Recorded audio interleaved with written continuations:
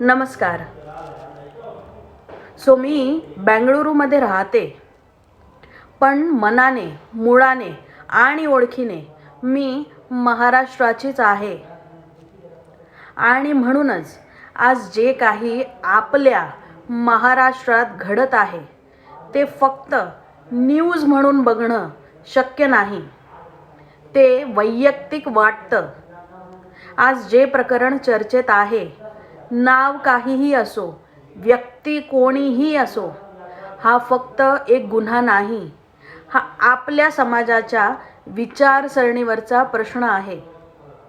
आपण 2026 मध्ये जगतोय. AI वापरतोय, मोठ्या डिग्री घेतोय, करिअर बनवतोय. पण जेव्हा गोष्ट येते भीतीची, भविष्याची आणि श्रद्धेची, तेव्हा आपण अजूनही कुणावर तरी आंधळा विश्वास ठेवतो.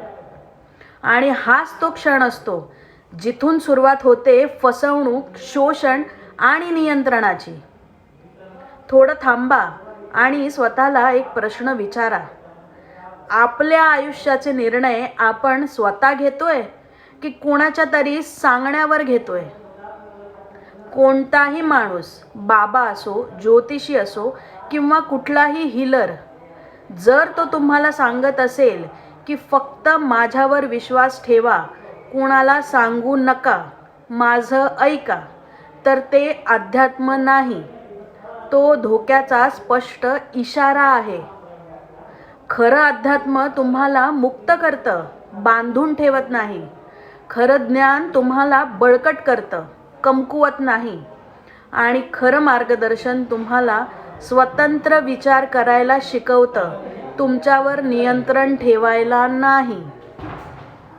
आज जी प्रकरणं समोर येत आहेत ती फक्त बातम्या नाहीत, ते वास्तव आहेत, जी आपल्याला जाग करत आहेत.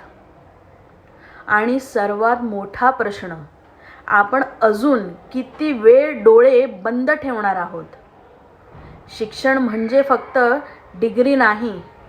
शिक्षण म्हणजे योग्य वेळी योग्य प्रश्न विचारण्याची ताकद.